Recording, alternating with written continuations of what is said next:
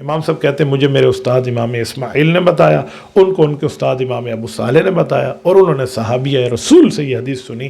وہ صحابیہ حضرت سیدہ فاختہ بنت ابی طالب، جن کی کنیت ام ہانی ہے، حضرت علی المرتضیٰ کی بڑی بہن ہے رضی اللہ تعالی عنہا۔ یہ ان نے حضور پاک علیہ السلام سے حدیث سنی۔ کیا سنی؟ ان یوم القیامہ ذو حسرہ و ندامہ، فرمایا قیامت کا دن اس شخص کے لیے جو اعمال میں کمزور اور غلط رہا یا بد اعمالی مبتلا رہا، اس کے لیے ندامت ہے، افسوس کا دن ہے۔ وہ کہے گا اوہ ہو، یہ کیا دن میرے لیے آ گیا۔ یہ حدیث پاک، اور یہی روایت اگلی ہے، لیکن اس میں یوم کا لفظ نہیں ہے، باقی بات یہ ہے، بس اس میں یہ ہے کہ قیامت اس کے لیے سخت ہوگی۔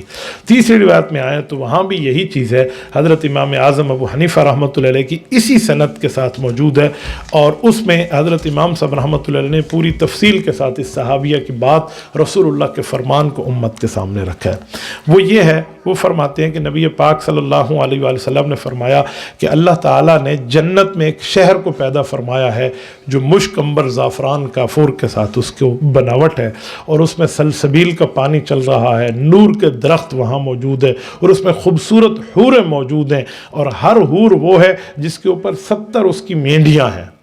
میں مینڈی کو پراندہ تو نہیں کہہ سکتا جیسے ہمارے پراندے باندھتے ہیں، بس اسی طرح خوبصورت تھی کہ زمانے میں لوگ عورتیں یوں باندھا کرتی تھی سر کے بالوں کو خوبصورت کرنے کے لیے، اسے مینڈی کہتے ہیں۔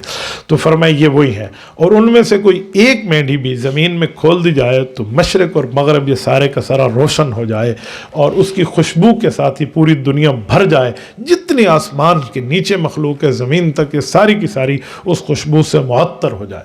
تو صحابہ نے پوچھا لمن یا رسول اللہ صلی اللہ علیہ وسلم، لمن ھذا، یہ خوبصورت چیزیں، یہ خوبصورت گھر، یہ خوبصورت درخت، یہ خوبصورت خواتین کس کی ملکیت ہوں گی، کس جنتی کی؟ جنتی تو بہت ہے۔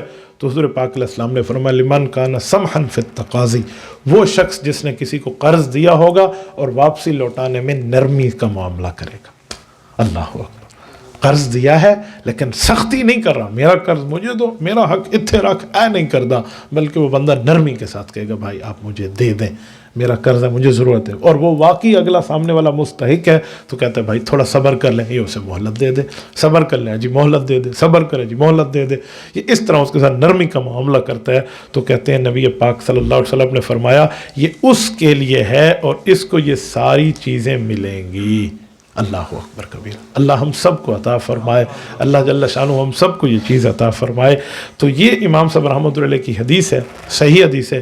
اس میں جو چیز استعمال ہوئی ہے، یہاں لفظ جو شروع میں استعمال ہوا ان اللہ خلق من الجنہ، یہ خلق کا باب نصرہ سے ہے اور ماضی معلوم ہے، اور اس میں واحد مذکر غیب کا صیغہ ہے، بمعنی پیدا کرنا ہے، تخلیق کرنا ہے، اس کو جو ہے نا کیا کہتے ہیں کریٹر بننا ہے، کریٹ کرنا ہے، اس معنی میں یہ استعمال ہوتا ہے۔ اور اس میں لفظ جو ہے کہ اس کی خوبصورتی اور روشنی ہے تو اضاء کا لفظ استعمال ہوا ہے۔